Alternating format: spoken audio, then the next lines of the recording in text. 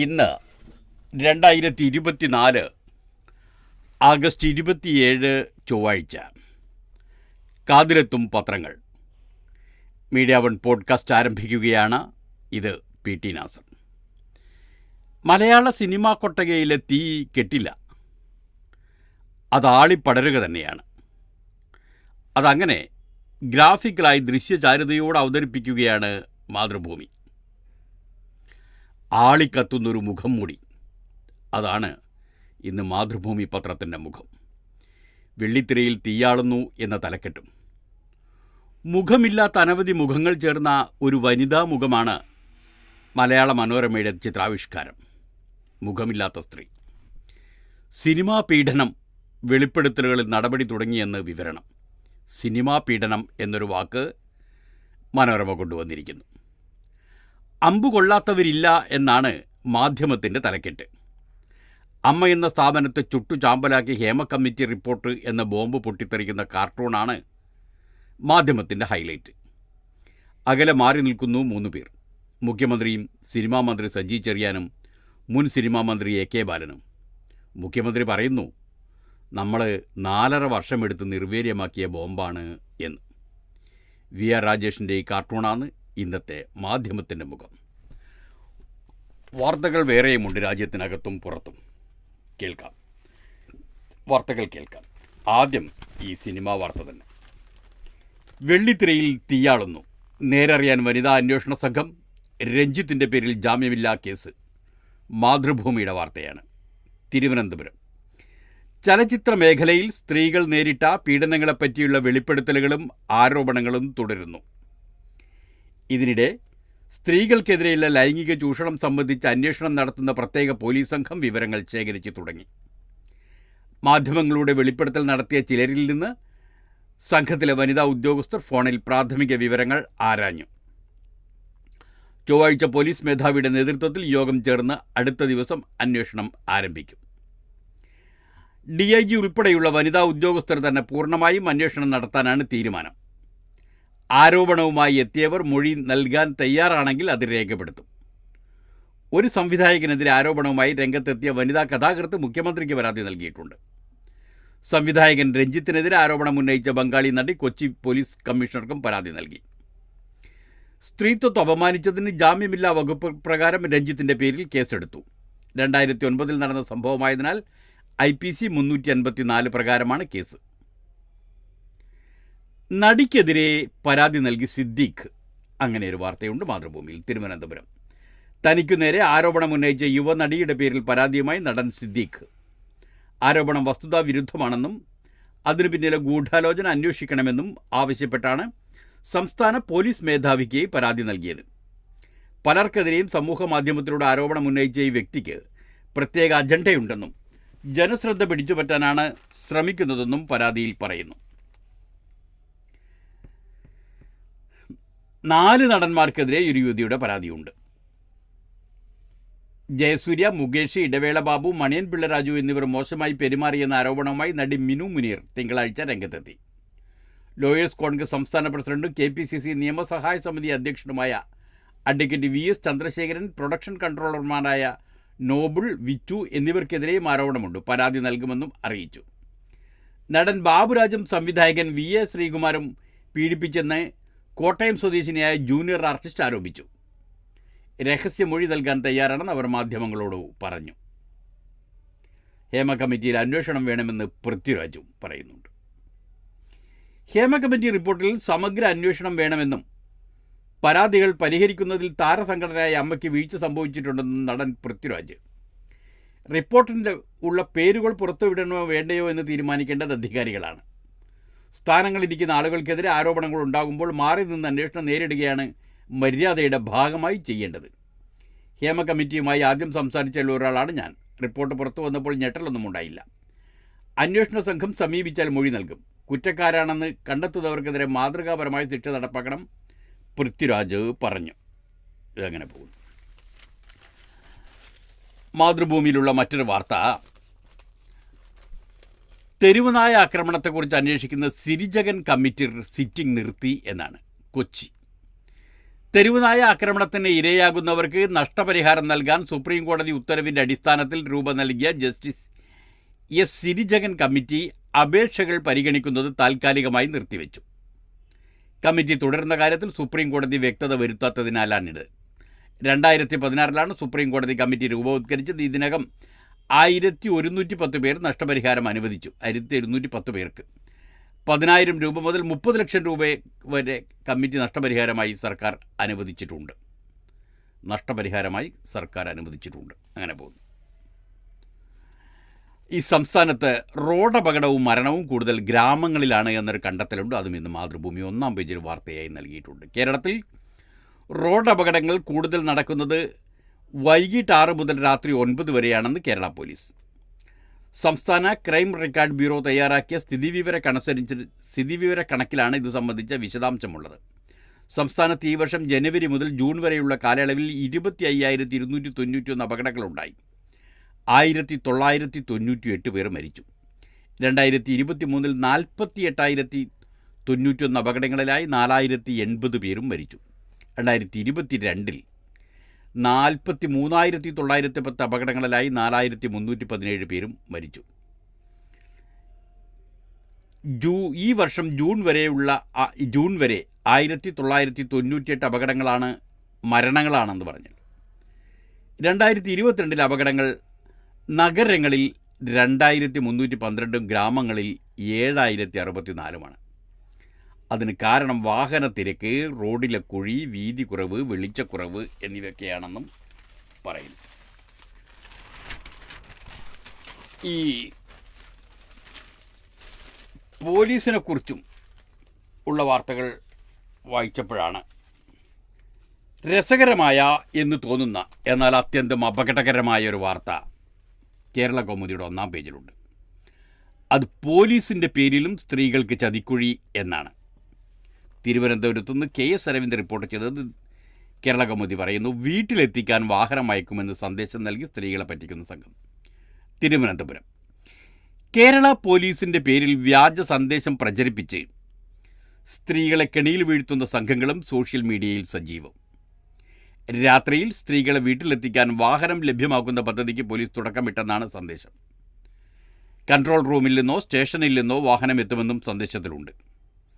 രാത്രി 10-നും രാവിലെ 6-നും ഇടയിൽ സഹായം ആവശ്യമുള്ളവർ വിളിക്കാൻ മൊബൈൽ നമ്പറും നൽകിയിട്ടുണ്ട്. മിസ്ഡ് കോളിലൂടെയും മെസ്സേജിലൂടെയും സഹായം അഭ്യർത്ഥിക്കാം. വ്യാജ മൊബൈൽ നമ്പറിനൊപ്പം കേരള പോലീസിൻ്റെ ടോൾ ഫ്രീ നമ്പറുകളായി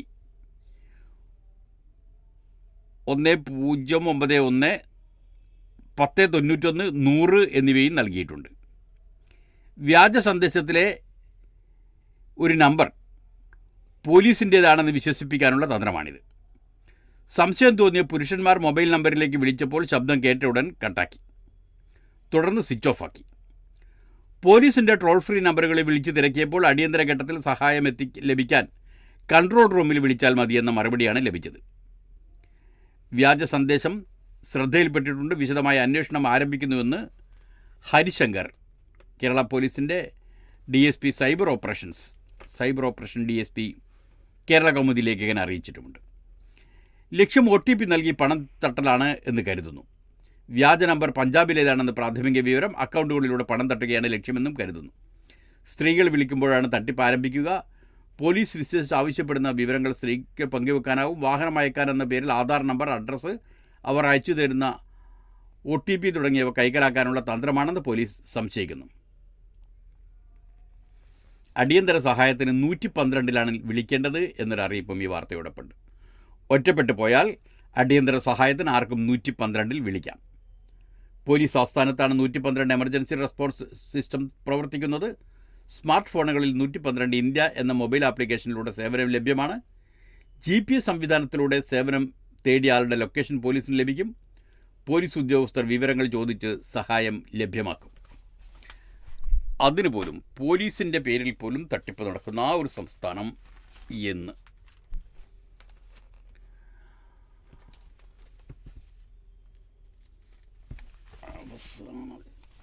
ലഡാക്കിൽ 5 ജില്ലകൾ പ്രഖ്യാപിച്ച് കേന്ദ്ര സർക്കാർ. ന്യൂഡൽഹി ജമ്മു കാശ്മീരിന് സംസ്ഥാന പദവി നൽകണമെന്ന ആവശ്യം പ്രതിപക്ഷം ശക്തമാക്കുന്നതിനിടെ ലഡാക്കിൽ 5 ജില്ലകൾ കൂടി പ്രഖ്യാപിച്ച് കേന്ദ്ര സർക്കാർ. സൻസ്കാർ, ദ്രാസ്, ഷാം, നുബ്ര, ചാങ്താങ് എന്നീ ജില്ലകളാണ് പ്രഖ്യാപിച്ചത്. ഭരണം ശക്തിപ്പെടുത്തി ജനങ്ങൾക്കുള്ള ആനുകൂല്യം വീട്ടുപടിക്കലെത്തിക്കുമെന്ന വാഗ്ദാനത്തോടെ ആഭ്യന്തരമന്ത്രി അമിത്ഷായാണ് ജില്ലകൾ പ്രഖ്യാപിച്ചത്. മോദി സർക്കാർ ലഡാക്കിലെ ജനങ്ങൾക്ക് യഥേഷ്ടം അവസരങ്ങൾ നൽകാൻ പ്രതിജ്ഞാബദ്ധമാണെന്ന് അമിത്ഷാ പറഞ്ഞു. പുതിയ ജില്ലകൾ മെച്ചപ്പെട്ട ഭരണവും സമൃദ്ധിക്കും കാരണമാവുമെന്ന് പ്രധാനമന്ത്രി നരേന്ദ്രമോദിയും പ്രഖ്യാപിച്ചു. ഓണച്ചെലവിന് 5000 കോടി കടമെടുക്കാൻ അനുമതി തേടി കേരളം. മലയാള മനോരമയിൽ 1-ാം പേജിലുള്ള വാർത്തയാണ്. ഡിസംബർ വരെ എടുക്കാൻ കഴിയുന്നത് 700 കോടി മാത്രമാണ്. അപ്പോഴാണ് 5000 കോടി എടുക്കാൻ അനുമതി ചോദിച്ചിരിക്കുന്നത്. തിരുവനന്തപുരം ഓണത്തിനും ഓണം കഴിഞ്ഞുമുള്ള ചെലവുകൾക്കായി 5000 കോടി രൂപ ഉടൻ കടമെടുക്കാൻ അനുവദിക്കണമെന്ന് കേന്ദ്രത്തോട് ആവശ്യപ്പെട്ടു കേരളം. ഈ വർഷം 37,512 കോടി രൂപയാണ് കടമെടുക്കാൻ കേന്ദ്രം അനുവദിച്ചത്. ഇതിൽ 21,523 രൂപ ഡിസംബർ വരെ എടുക്കാം. ജനുവരി മുതൽ മാർച്ച് വരെയാണ് ശേഷിക്കുന്ന തുക എടുക്കാനാവുക. എന്നാൽ ഇന്ന് 3000 കോടി രൂപ കൂടി കടമെടുക്കുന്നതോടെ 700 കോടി രൂപ മാത്രമേ അവശേഷിക്കുന്നുള്ളൂ. അതുകൊണ്ട് ഓണച്ചെലവുകൾ നടത്താൻ കഴിയില്ലെന്ന് കേന്ദ്രത്തെ കത്ത് മുഖേന കേരളം ധരിപ്പിച്ചിരിക്കുന്നു. അവസാന 3 മാസത്തേക്ക് എടുക്കാനായി മാറ്റിവെച്ചിരിക്കുന്ന തുക കൂടി കടമെടുക്കാൻ അനുവദിക്കണമെന്നാണ് ആവശ്യം. കേന്ദ്രം അയയുമെന്നാണ് കേരളം കരുതുന്നത്. വയനാട് ഉരുൾപൊട്ടലിൻ്റെ പശ്ചാത്തലത്തിൽ വിപുലമായ ഓണാഘോഷം സർക്കാർ വേണ്ടെന്ന് വെച്ചിട്ടുണ്ടെങ്കിലും സർക്കാർ ജീവനക്കാർക്കുള്ള ബോണസും ഉത്സവബത്തയും ഇക്കുറിയും നൽകാനാണ് സാധ്യത. ശമ്പളം, പെൻഷൻ, ബോണസ്, മുൻപ് കടമെടുത്തതിൻ്റെ പലിശ, ക്ഷേമ പെൻഷൻ എന്നീ ചെലവുകൾക്കായി 20,000 കോടിയിലേറെ രൂപ ഈ മാസം വേണ്ടിവരും. 2 മാസത്തെ ക്ഷേമ പെൻഷൻ ഒരുമിച്ച് നൽകാനാണ് സർക്കാർ ആലോചിക്കുന്നത്. ഓണത്തിന് പിന്നാലെ സംസ്ഥാനം അതിരൂക്ഷമായ സാമ്പത്തിക പ്രതിസന്ധിയിലേക്ക് കടക്കുമെന്ന് ഉദ്യോഗസ്ഥർ സർക്കാരിന് മുന്നറിയിപ്പ് നൽകിയിട്ടുണ്ട്. കഴിഞ്ഞ വർഷവും സമാനമായിരുന്നു അവസ്ഥ. ഓണാവധി കഴിയുന്നതോടെ സർക്കാർ റിസർവ് ബാങ്കിൽ നിന്ന് വെയ്സ് ആൻഡ് മീൻസ് അഡ്വാൻസും ഓവർഡ്രാഫ്റ്റും എടുക്കേണ്ടി വരും. ട്രഷറിയിൽ ബില്ലുകൾ മാറുന്നതിനുള്ള നിയന്ത്രണവും വരാനാണ് സാധ്യത. ശമ്പളം, പെൻഷൻ, മരുന്ന് വാങ്ങൽ തുടങ്ങി ചുരുക്കം ചെലവുകളിൽ എല്ലാ ബില്ലുകൾക്കും നിയന്ത്രണം ബാധകമാകും. സാലറി ചാലഞ്ച് ബില്ലുകൾ വൈകിപ്പിക്കും. തിരുവനന്തപുരം സാലറി ചാലഞ്ചിനോടുള്ള തണുപ്പൻ പ്രതികരണം കണക്കിലെടുത്ത് ശമ്പള ബില്ലുകൾ തയ്യാറാക്കുന്നതിന് പരമാവധി വൈകിപ്പിക്കാൻ ഡിഡിഒമാർക്ക് വകുപ്പുകളിൽ നിന്ന് നിർദ്ദേശം. ഇന്നലെയും നാളെയും അവധിയായതിനാൽ മിക്ക സർക്കാർ ഓഫീസുകളിലും ജീവനക്കാർ തുടർച്ചയായ അവധിയിലാണ്. ഇത് കണക്കിലെടുത്താണ് ബില്ലുകൾ വൈകിപ്പിക്കാനുള്ള നിർദ്ദേശം. ഇതുവരെ പകുതിയോളം ജീവനക്കാർ പോലും സമ്മതപത്രം നൽകിയിട്ടില്ലെന്നാണ് സർവീസ് സംഘടനകളുടെ ഔദ്യോഗിക കണക്ക്. ഇങ്ങനെയൊക്കെയാണെങ്കിലും ഓണക്കിറ്റ് സപ്ലൈകോ വഴി നൽകാൻ ആലോചനയുണ്ട്. തിരുവനന്തപുരം സർക്കാരിൻ്റെ സൗജന്യ ഓണക്കിറ്റ് റേഷൻ കടകൾക്ക് പകരം സപ്ലൈകോ വിൽപ്പനശാലകൾ വഴി നൽകാൻ ആലോചന. ഇത്തവണയും 5.87 ഏതാണ്ട് 6 ലക്ഷം വരുന്ന മഞ്ഞ കാർഡ് ഉടമകൾക്കാണ് പ്രധാനമായും കിറ്റ് നൽകുന്നത്. മുൻ വർഷങ്ങളിൽ റേഷൻ കടകൾ വഴിയായിരുന്നു കിറ്റ് വിതരണം. ചുരുങ്ങിയ എണ്ണം കിറ്റുകൾ റേഷൻ കടയിൽ എത്തിക്കാനുള്ള പ്രയാസവും കിറ്റുകൾ മുൻപ് വിതരണം ചെയ്ത ഇനത്തിൽ കമ്മീഷൻ കുടിശ്ശിക നൽകാത്തതിൽ റേഷൻ വ്യാപാരികൾ സംഘടനകൾക്കുള്ള പ്രതിഷേധവും കണക്കിലെടുത്താണ് ഇപ്പോഴത്തെ നീക്കം. സപ്ലൈകോയുടെ മാവേലി സ്റ്റോർ വഴിയുള്ള വിൽപ്പനശാല വഴി നിലവിൽ റേഷൻ കാർഡ് ഉടമകൾക്ക് സബ്സിഡി സാധനങ്ങൾ നൽകുന്നുണ്ട്. ഇതേ സംവിധാനം കിറ്റ് വിതരണത്തിനും ഉപയോഗിക്കാനാണ് നീക്കം. എന്നാൽ കാർഡ് ഉടമകൾ ഏത് സപ്ലൈകോ വിൽപ്പനശാലയാണ് സമീപിക്കേണ്ടതെന്ന് സംബന്ധിച്ച് ആശയക്കുഴപ്പമുണ്ടാക്കാൻ ഇത് ഇടയാക്കും. റേഷൻ കാർഡ് ഉടമകൾ ഉൾപ്പെടുന്ന റേഷൻ കട ഏതാണെന്ന് വ്യക്തമായി നിർവചിച്ചിട്ടുണ്ടെങ്കിലും സപ്ലൈകോ വിൽപ്പനശാലകളുടെ കാര്യത്തിൽ ഈ വ്യക്തതയില്ല. എന്നാൽ ഇക്കാര്യത്തിൽ അന്തിമ തീരുമാനമായിട്ടില്ലെന്ന് ഭക്ഷ്യ പൊതുവിതരണ അധികൃതർ പറഞ്ഞു. ക്വാറി തുടങ്ങുന്നതും ന്യൂനപക്ഷ അവകാശമാണ് എന്നൊരു ഉത്തരവ് അതാകെ വിവാദമായിരിക്കുകയാണ്. ന്യൂനപക്ഷ കമ്മീഷന്റെ അനുകൂല ഉത്തരവ് പരിസ്ഥിതി ആഘാത വിലയിരുത്തൽ സമിതി മുൻപ് തള്ളിയ അപേക്ഷയ്ക്ക് പരിസ്ഥിതി ആഘാത വിലയിരുത്തൽ സമിതി തള്ളിയ അപേക്ഷയ്ക്കാണ് ന്യൂനപക്ഷ കമ്മീഷൻ അനുകൂല ഉത്തരവ് നൽകിയത്. കോഴിക്കോട് നിന്നാണ് വാർത്ത. കേരളത്തിൽ ക്വാറി തുടങ്ങാനുള്ള അനുമതിയും ന്യൂനപക്ഷ അവകാശങ്ങളിൽ ഉൾപ്പെടുമെന്ന് ന്യൂനപക്ഷ കമ്മീഷൻ. ന്യൂനപക്ഷ വിഭാഗത്തിൽപ്പെട്ടയാളുടെ ക്വാറിക്ക് അനുമതി നൽകാൻ പരിസ്ഥിതി ആഘാത വിലയിരുത്തൽ സമിതിക്ക് നിർദ്ദേശം നൽകി ന്യൂനപക്ഷ കമ്മീഷൻ ചെയർമാൻ ഉത്തരവിറക്കി. അപകടാവസ്ഥയിലുള്ള പ്രദേശത്ത് ക്വാറിക്ക് അനുമതി നൽകാനാവില്ലെന്ന് കാട്ടിത്തള്ളിയ അപേക്ഷയ്ക്കാണ് 1 മാസത്തിനുള്ളിൽ പരിസ്ഥിതി സർട്ടിഫിക്കറ്റ് നൽകാൻ കമ്മീഷൻ ഉത്തരവിട്ടിരിക്കുന്നത്. കണ്ണൂർ ജില്ലയിൽ ക്വാറി തുടങ്ങാൻ സംസ്ഥാനതല പരിസ്ഥിതി ആഘാത വിലയിരുത്തൽ സമിതി തടസ്സം നിൽക്കുന്നു എന്ന് പരാതിപ്പെട്ടാണ് ക്വാറി ഉടമ കമ്മീഷനെ സമീപിച്ചത്. ഭരണഘടന വിഭാവനം ചെയ്യുന്ന മതന്യൂനപക്ഷ സംരക്ഷണം, തുല്യനീതിയും തുല്യാവകാശവും ലഭ്യമാക്കണമെന്നായിരുന്നു ആവശ്യം. അതീവ അപകട മേഖലയിലുള്ള ഭൂമിയിലെ ക്വാറിക്ക് അനുമതി നൽകിയിട്ടുണ്ടെന്നും എന്നിട്ടും ശരാശരി അപകട മേഖലയിലുള്ള തൻ്റെ ഭൂമിയിൽ ഖനനം അനുവദിക്കുന്നില്ലെന്നും പരാതിയിൽ ചൂണ്ടിക്കാട്ടി. പരിസ്ഥിതി സർട്ടിഫിക്കറ്റ് ലഭ്യമാക്കാൻ ആവശ്യമായ എല്ലാ രേഖകളും പരാതിക്കാരൻ ഹാജരാക്കിയിട്ടുണ്ടെന്ന് വിലയിരുത്തിയാണ് കമ്മീഷൻ ക്വാറി തുടങ്ങാൻ അനുമതി നൽകിയത്. രേഖകൾ പരിശോധിച്ച് ആവശ്യമായ പരിസ്ഥിതി സർട്ടിഫിക്കറ്റ് 1 മാസത്തിനകം നൽകാനും സംസ്ഥാനതല പരിസ്ഥിതി ആഘാത വിലയിരുത്തൽ സമിതിക്ക് നിർദ്ദേശം നൽകി. സമിതി നേരത്തെ പ്രദേശം സന്ദർശിക്കുകയും സ്ഥലത്തിൽ അപകടാവസ്ഥ അടക്കം പരിശോധിച്ച് നിരസിക്കുകയുമാണ് ചെയ്ത അപേക്ഷയാണിത്. നിർദ്ദിഷ്ട ക്വാറിക്ക് സമീപത്തുണ്ടായ സോയിൽ പൈപ്പിംഗ്, മണ്ണിടിച്ചിൽ എന്നിവ കൂടി പരിശോധിച്ചായിരുന്നു അപേക്ഷ നിരസിച്ചത്. വിദ്യാഭ്യാസ സ്ഥാപനങ്ങൾ അടക്കം തുടങ്ങാൻ ന്യൂനപക്ഷ വിഭാഗങ്ങൾക്ക് അനുമതി നൽകുന്നുണ്ടെങ്കിലും സംസ്ഥാനത്ത് ക്വാറി തുടങ്ങാൻ ന്യൂനപക്ഷ കമ്മീഷൻ അനുമതി നൽകുന്നത് അധികാരം മറികടന്നുള്ള ഇടപെടലാണെന്ന ആരോപണവും ഉയർന്നിട്ടുണ്ട്.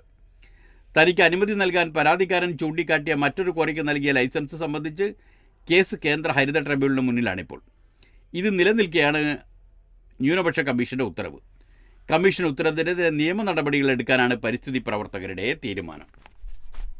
തിരക്കടില്ലാത്ത വാർത്തയാണ്. ഒരു ദേഹമാണ് അവിടെ പല കബറുകളിൽ. വയനാട്ടിൽ നിന്നാണ് വാർത്ത. മുണ്ടക്കൈയിൽ നിന്ന്. വയനാട് മുണ്ടക്കൈ. ഉരുൾ ദുരന്തത്തിൽ മരിച്ച പ്രിയ പിതാവിൻ്റെ മൃതദേഹത്തിനായി മുഹമ്മദ് റാഷി എന്ന 30-കാരൻ അന്വേഷണം തുടങ്ങിയിട്ട് 1 മാസത്തോളമായി. ഒടുവിൽ ശനിയാഴ്ച ജനിതക പരിശോധനാ ഫലം വന്നപ്പോൾ അവൻ തിരിച്ചറിഞ്ഞു, പിതാവ് അന്ത്യനിദ്രയിലുള്ളത് പല കബറുകളിലാണെന്ന്. നാളുകൾ പിന്നിട്ടപ്പോൾ മുണ്ടക്കൈയിലെയും ചൂരൽമലയുടെയും ദുരന്തഭൂമിയിൽ ആളും ബഹളവും ഒഴിഞ്ഞിട്ടുണ്ട്. ഇപ്പോഴും ചങ്കിൽ കെട്ടിയ വേദനയോടെ ഉറ്റവരുടെ ദേഹത്തിനായി അലയുകയായിരുന്നു ഉയിര് ബാക്കിയായവർ. താരാട്ട് പാടിയുറക്കിയ മാതാപിതാക്കളെയും ഒന്നിടറി വീണാൽ താങ്ങേണ്ട മക്കളെയും ഉരുളെടുത്തു. വൈകിയാണെങ്കിലും അവരുടെ മൃതദേഹങ്ങൾ പല ഭാഗങ്ങളായി വിവിധ കബറുകളിലുണ്ട് എന്നതിൽ ആശ്വാസം കണ്ടെത്തുകയാണവർ. മുണ്ടക്കൈ ജുമാ മസ്ജിദിന് സമീപത്ത് താമസിച്ചിരുന്ന പടിക്കപ്പറമ്പിൽ നാസറിൻ്റെ 52 വയസ്സാണ്. മൂത്ത മകനാണ് മുഹമ്മദ് റാഷി. ദുരന്തത്തിൽ നാസർ, മകൻ സിനാൻ, പിതാവ് മൊയ്തീൻകുട്ടി, നാസറിൻ്റെ പിതാവിൻ്റെ അനിയൻ യൂസഫ്, 12 വയസ്സുകാരനായ ഷുഹൈബ് തുടങ്ങി 15ഓളം പേരാണ് ഈ കുടുംബത്തിൽ നിന്ന് മാത്രം ഇല്ലാതായത്.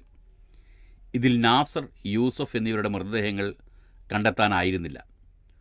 ഒടുവിൽ ജനിതക പരിശോധനാ ഫലം വന്നപ്പോഴാണ് നാസറിൻ്റെ മൃതദേഹം തിരിച്ചറിയാത്തവരുടെ കൂട്ടത്തിൽ പുത്തുമലയിലെ പൊതുശ്മശാനത്തിൽ N156 എന്ന നമ്പറിൽ സംസ്കരിച്ചതായി കണ്ടെത്തിയത്. പക്ഷേ 2 ഭാഗങ്ങളിലായി 2 കബറുകളിലായിരുന്നു അത്. 254 മൃതദേഹങ്ങളാണ് സർവ്വമത പ്രാർത്ഥനയോടെ പുത്തുമലയിലെ ശ്മശാനത്തിൽ സംസ്കരിച്ചത്. ശരീരഭാഗങ്ങൾ ഓരോ മൃതദേഹമായി കണക്കാക്കി വെവ്വേറെ കുഴിമാടങ്ങളാണ് ഉണ്ടാക്കിയത്. അടയാള പലകകളിൽ N156, C85, M101 തുടങ്ങിയ നമ്പറുകൾ രേഖപ്പെടുത്തിയിട്ടുണ്ട്. N156 എന്നാൽ നിലമ്പൂരിൽ നിന്ന് കണ്ടെടുത്ത 156 നമ്പർ മൃതദേഹമെന്ന്, C എന്നാൽ ചൂരൽമലയും, M എന്നാൽ മുണ്ടക്കൈയുമാണ്. തിരിച്ചറിയാൻ കഴിയാത്ത ദേഹങ്ങൾ പോസ്റ്റ്മോർട്ടം ചെയ്യുമ്പോൾ തന്നെ ജനിതക പരിശോധനയ്ക്കായി സാമ്പിളുകൾ എടുത്തിരുന്നു. സംശയമുന്നയിക്കുന്നവരുടെയും ബന്ധുക്കളുടെയും ഓരോ ശരീരഭാഗത്തിൻ്റെയും ഫലങ്ങൾ വരുമ്പോൾ മേൽ നമ്പറുകൾ ഒത്തുനോക്കി മേപ്പാടി പോലീസ് സ്റ്റേഷനിൽ നിന്നാണ് ബന്ധുക്കളെ വിവരമറിയിക്കുന്നത്. ഇതനുസരിച്ച് ബന്ധുക്കൾ ശ്മശാനങ്ങളെത്തി ഉറ്റവരുടെ കബറിടങ്ങൾ തിരിച്ചറിയുമ്പോഴാണ് പ്രിയപ്പെട്ടവർ പല കബറുകളിലായാണ് എന്ന് മനസ്സിലാകുന്നത്. യൂസഫിൻ്റേത് 2 കബറുകളിലായും മറ്റൊരു 5 വയസ്സുകാരൻ്റേത് 6 കബറുകളിലായുമാണുള്ളത്. 8ഓളം പേരുടെ മൃതദേഹങ്ങൾ ഇത്തരത്തിലുണ്ട്. പ്രിയപ്പെട്ടവരുടെ ദേഹം പല ഭാഗങ്ങളിലായി പല കബറുകളായതിൽ സങ്കടമില്ലേ എന്ന ചോദ്യത്തിന് മുഹമ്മദ് റാഷിയുടെ മറുപടി, ഞങ്ങളെല്ലാത്തിനോടും പൊരുത്തപ്പെടുകയാണ്. ഹജ്ജ് അപേക്ഷ 9 വരെ ഇതുവരെ ലഭിച്ചത് 4060 അപേക്ഷകൾ. മാധ്യമത്തിലുള്ള വാർത്തയാണ്. കൊണ്ടോട്ടി സംസ്ഥാന ഹജ്ജ് കമ്മിറ്റി മുഖേന അടുത്ത വർഷം ഹജ്ജ് നിർവഹിക്കാനായി ഇതുവരെ ഓൺലൈനായി ലഭിച്ചത് 4060 അപേക്ഷകൾ. ഇതിൽ 710 അപേക്ഷകളും നറുക്കില്ലാതെ നേരിട്ട് അവസരം ലഭിക്കുന്ന 65 വയസ്സിന് മുകളിലുള്ളവരുടേതാണ്. നേരിട്ട് അവസരം നൽകുന്ന വനിതാ തീർത്ഥാടകർ വിത്തൗട്ട് മഹ്റം വിഭാഗത്തിൽ 342 അപേക്ഷകളും നറുക്കെടുപ്പിലൂടെ തിരഞ്ഞെടുക്കുന്ന ജനറൽ വിഭാഗത്തിൽ 3008 അപേക്ഷകളുമാണ് ലഭ്യമായതെന്ന് കമ്മിറ്റി അറിയിച്ചു. സെപ്റ്റംബർ 9 വരെ ഓൺലൈനായി അപേക്ഷ സമർപ്പിക്കാം. കേന്ദ്ര ഹജ്ജ് കമ്മിറ്റി .gov.in വെബ്സൈറ്റിലും സംസ്ഥാന ഹജ്ജ് കമ്മിറ്റിയുടെ വെബ്സൈറ്റിലും അപേക്ഷാ ലിങ്ക് ലഭ്യമാണ്. ഹജ്ജ് സുവിധ മൊബൈൽ ആപ്ലിക്കേഷൻ വഴിയും അപേക്ഷ സമർപ്പിക്കാം. അപേക്ഷകർക്ക് 2026 ജനുവരി 15 വരെ കാലാവധിയുള്ള മെഷീൻ റീഡബിൾ പാസ്പോർട്ട് നിർബന്ധമാണ്. അപേക്ഷ സമർപ്പിക്കുന്നതിന് മുൻപ് മാർഗനിർദ്ദേശങ്ങൾ വായിച്ചിരിക്കണം എന്നുമുണ്ട്. രക്ഷിതാക്കൾക്കൊപ്പം പോകേണ്ടെന്ന് കുട്ടി. 3 മക്കളെയും ഏറ്റെടുക്കാൻ CWC. നമ്മുടെ കഴക്കൂട്ടത്ത് നിന്ന് പോയി വിശാഖപട്ടണത്ത് നിന്ന് കണ്ടെത്തിക്കൊണ്ടുവന്ന പെൺകുട്ടിയുടെ കഥയാണ്. തിരുവനന്തപുരം കഴക്കൂട്ടത്തെ വീട്ടിൽ നിന്ന് കാണാതായി വിശാഖപട്ടണത്ത് കണ്ടെത്തിയ 13-കാരിയെ വിശദമായി കേട്ട് CWC, അതായത് ചൈൽഡ് വെൽഫെയർ കമ്മിറ്റി. അമ്മ കുറേ ജോലികൾ ചെയ്യിക്കുമെന്നും അടിക്കുമെന്നും കുട്ടി പറഞ്ഞു. 150 രൂപ എടുത്താണ് യാത്ര ചെയ്തത്. തൽക്കാലം മാതാപിതാക്കളുടെ കൂടെ പോകാൻ താല്പര്യമില്ല. CWCയുടെ കീഴിൽ കേരളത്തിൽ പഠിക്കണമെന്നാണ് ആഗ്രഹമെന്നും കുട്ടി CWC ചെയർപേഴ്സൺ ഷാനിബയോട് പറഞ്ഞു. മെഡിക്കൽ പരിശോധനയ്ക്ക് ശേഷം CWCയുടെ സംരക്ഷണത്തിലായിരിക്കും. വിശദമായ കൗൺസലിങ്ങിന് ശേഷം തുടർ തീരുമാനമുണ്ടാവും. നിലവിൽ കുട്ടിയുടെ പൂർണ്ണ സംരക്ഷണം CWC ഏറ്റെടുക്കും. കൗൺസലിങ്ങിന് ശേഷമാകും മറ്റ് തീരുമാനമെടുക്കുക. കുട്ടി ശിശുക്ഷേമ സമിതിയുടെ സംരക്ഷണയിൽ തുടരുന്നതിൽ മാതാവിന് കുഴപ്പമില്ല. അസം സ്വദേശികളായ മറ്റു കുട്ടികളെയും ഏറ്റെടുക്കാൻ CWC തീരുമാനിച്ചു. 13-കാരിയുടെ മാതാപിതാക്കളെ ഉൾപ്പെടെ കൗൺസിലിങ്ങിന് വിധേയമാക്കിയ ശേഷമാണ് തീരുമാനം. കുട്ടികളുടെ സുരക്ഷ CWC ഉറപ്പു നൽകി. കഴിഞ്ഞ ദിവസം വിശാഖപട്ടണത്തിലെത്തിയ പോലീസ് സംഘമാണ് കുട്ടിയെ ഏറ്റെടുത്തത്. കഴക്കൂട്ടം SI VS രഞ്ജിത്തിൻ്റെ നേതൃത്വത്തിൽ 2 വനിതാ പോലീസ് അടക്കമുള്ള 4-അംഗ സംഘമാണ് പെൺകുട്ടിയെ കേരള എക്സ്പ്രസിൽ വിശാഖപട്ടണത്ത് നിന്ന് കൊണ്ടുവന്നത്. കഴക്കൂട്ടത്ത് കുടുംബത്തോടൊപ്പം താമസിക്കുന്ന പെൺകുട്ടിയെ ആഗസ്റ്റ് 20 രാവിലെ 10 മുതലാണ് കാണാതായത്. അയൽവീട്ടിലെ കുട്ടികളുമായി വഴക്കുണ്ടാക്കിയതിന് കുട്ടിയെ മാതാവ് ശകാരിച്ചിരുന്നു. ഇതിന് പിന്നാലെയാണ് കുട്ടി വീട് വിട്ടിറങ്ങിയത്. ജോലിക്ക് പോയ മാതാപിതാക്കൾ കുട്ടി വീട് വിട്ടിറങ്ങിയെന്ന വിവരം അറിയുന്നത് വൈകിയാണ്. സംഭവത്തിന് പിന്നാലെ 4-ഓടെ കുടുംബം പോലീസിൽ പരാതി നൽകുകയായിരുന്നു.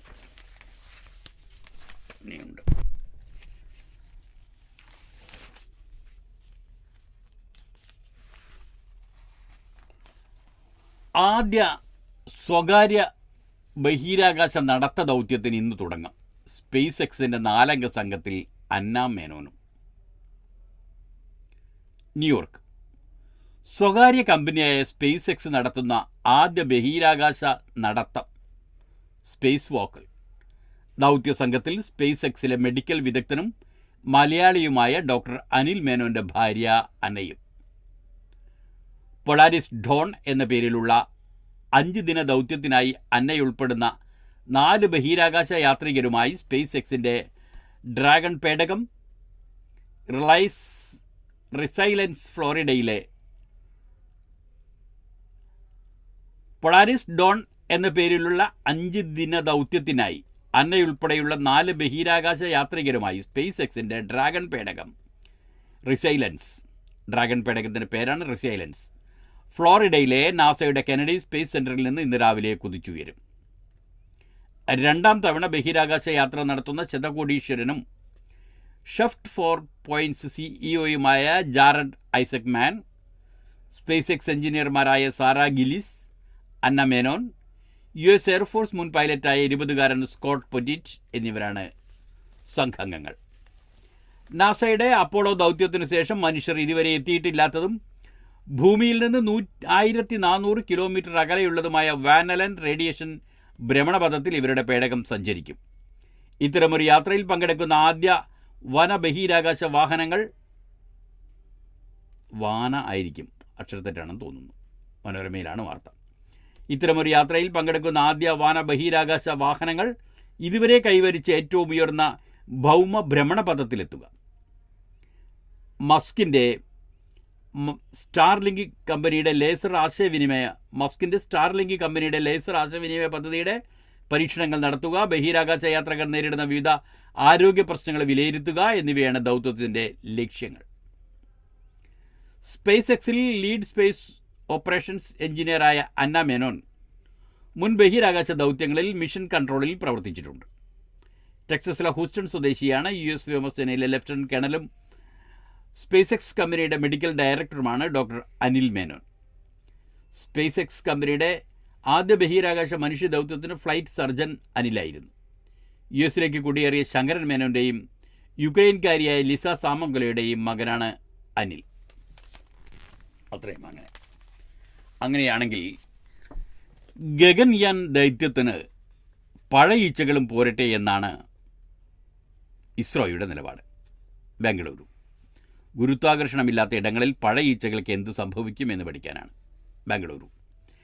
ഇസ്രോ ISRO അടുത്ത വർഷം വിക്ഷേപിക്കാൻ ലക്ഷ്യമിടുന്ന ഇന്ത്യയുടെ ഗഗൻയാൻ ദൗത്യ പേടകത്തിൽ സഞ്ചാരികൾക്കൊപ്പം ധാർവാഡ് സർവകലാശാല, കാർഷിക സർവകലാശാലയിൽ നിന്നുള്ള പഴയീച്ചകളെയും ബഹിരാകാശത്തേക്ക് പറക്കും. 2 വർഷത്തെ ഗവേഷണ ഫലമായി 78 ലക്ഷം രൂപ ചെലവിട്ടാണ് പഴയീച്ച കിറ്റ് സർവകലാശാല തയ്യാറാക്കിയത്. തിരുവനന്തപുരം വലിയമലയിലെ Indian institute of space science and ടെക്നോളജിയാണ് കിറ്റിനുള്ള ഹാർഡ്വെയർ ഒരുക്കിയത്. 20 ആൺ പെൺ പഴയീച്ചകൾ ഉൾപ്പെട്ട കിറ്റിൽ അവയ്ക്കുള്ള പ്രജനന സൗകര്യവുമുണ്ട്. ഗോതമ്പ് തരിയും ശർക്കരയും സോഡിയം ഓക്സലേറ്റും ചേർത്തുണ്ടാകുന്ന ഭക്ഷണവും കിറ്റിലുണ്ടാകും. ഗുരുത്വാകർഷണമില്ലാത്ത ഇടങ്ങളിൽ പഴയീച്ചകൾക്ക് സംഭവിക്കുന്ന മാറ്റങ്ങളെക്കുറിച്ചാണ് പ്രധാനമായും പഠിക്കുന്നത്. ഭാവി ബഹിരാകാശ ദൗത്യത്തിലെ സഞ്ചാരികളുടെ ആരോഗ്യ പരിപാലനത്തിന് ഇത് മുതൽക്കൂട്ടാകും.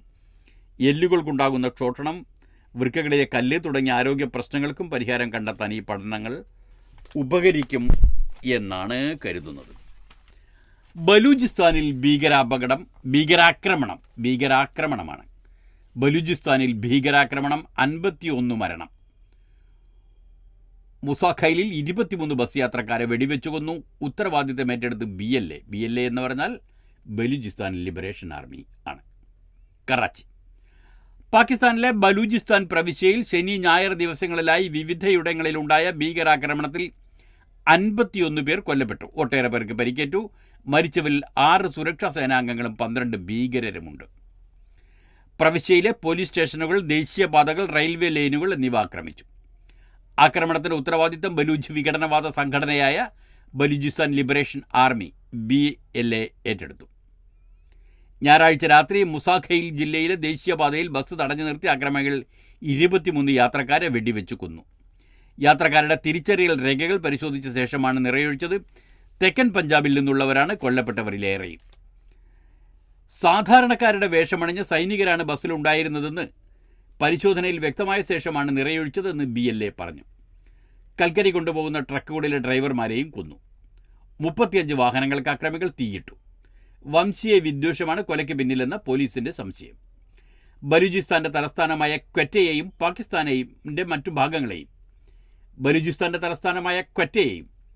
പാകിസ്ഥാന്റെ മറ്റു ഭാഗങ്ങളെയും ബന്ധിപ്പിക്കുന്ന റെയിൽവേ ലൈനിലും ബലൂചിസ്ഥാനെയും അയൽ രാജ്യമായ ഇറാനെയും ബന്ധിപ്പിക്കുന്ന റെയിൽപാതയിലും സ്ഫോടനങ്ങളുണ്ടായി. ഇവിടങ്ങളിൽ നിന്ന് 6 മൃതദേഹങ്ങൾ കണ്ടെടുത്തു. അർദ്ധസൈനിക വിഭാഗത്തിന്റെ സുപ്രധാന സേനാ താവളം ആക്രമിച്ചതായി BLA അവകാശപ്പെട്ടെങ്കിലും ഇക്കാര്യം പാകിസ്ഥാൻ സ്ഥിരീകരിച്ചിട്ടില്ല. ആക്രമണം നടത്തിയവരെ നിയമത്തിന് മുന്നിൽ കൊണ്ടുവരുമെന്ന് പാക് പ്രധാനമന്ത്രി ഷഹബാസ് ഷെരീഫ് പറഞ്ഞു. ബലൂചിസ്ഥാനും BLAയും എന്താണെന്ന് ഒരു ചെറിയ കുറിപ്പും മാതൃഭൂമിയിൽ നൽകിയിട്ടുണ്ട്. അതിങ്ങനെയാണ്: ഇറാനും അഫ്ഗാനിസ്ഥാനുമായി അതിർത്തി പങ്കിടുന്ന പ്രകൃതി വിഭവങ്ങളാൽ സമ്പുഷ്ടമായ ബലൂചിസ്ഥാൻ പാകിസ്ഥാനിലെ ഏറ്റവും വലിയ പ്രവിശ്യയാണ്. ജനസംഖ്യ തീരെ കുറവുമാണ് അവിടെ. ബലൂചിസ്ഥാന്റെ പ്രകൃതിവാതക ധാതു നിക്ഷേപങ്ങൾ അന്യായമായി ചൂഷണം ചെയ്യുന്നുവെന്ന് പറഞ്ഞ് പതിറ്റാണ്ടുകളായി പാക് സർക്കാരിനെതിരെ പോരാടുന്ന വിഘടനവാദ ഗ്രൂപ്പുകളിൽ ഏറ്റവും വലുതാണ് BLA, ബലൂച്ച് ലിബറേഷൻ ആർമി. ഇവിടുത്തെ തന്ത്രപ്രധാനമായ ഗ്വാദർ തുറമുഖം, സ്വർണം, ചെമ്പ് ഖനികൾ എന്നിവയുടെ നടത്തിപ്പ് ചൈനയ്ക്കാണ്. മേഖലയിൽ നിന്ന് ചൈനയെ പുറത്താക്കി ബലൂചിസ്ഥാന് സ്വാതന്ത്ര്യം നൽകണമെന്നാണ് ബലൂച്ച് വിമോചന സംഘടനകളുടെ ആവശ്യം. വിഭവങ്ങൾ ചൂഷണം ചെയ്യുന്നെന്ന് പറഞ്ഞ് ബലൂചിസ്ഥാനിൽ ജോലിക്കെത്തുന്ന പഞ്ചാബികൾക്കും സിന്ധികൾക്കും നേരെ BLA ആക്രമണം ശക്തമാക്കിയിരുന്നു. ഏപ്രിലിൽ നോഷ്കിൽ നിന്ന് 9 പേരെ ബസ്സിൽ നിന്നിറക്കി വെടിവെച്ച് കൊല്ലുകയുണ്ടായി. ഒക്ടോബറിൽ കച്ച് ജില്ലയിൽ പഞ്ചാബിൽ നിന്നുള്ള 6 തൊഴിലാളികളെ വെടിവെച്ച് കൊന്നിരുന്നു. കഴിഞ്ഞ കൊല്ലം ബലൂചിസ്ഥാനിൽ 180 ഭീകരാക്രമണങ്ങൾ ഉണ്ടായെന്നാണ് കണക്ക്. ഇതിൽ 151 സാധാരണക്കാരും 114 സുരക്ഷാ സേനാംഗങ്ങളും കൊല്ലപ്പെട്ടു.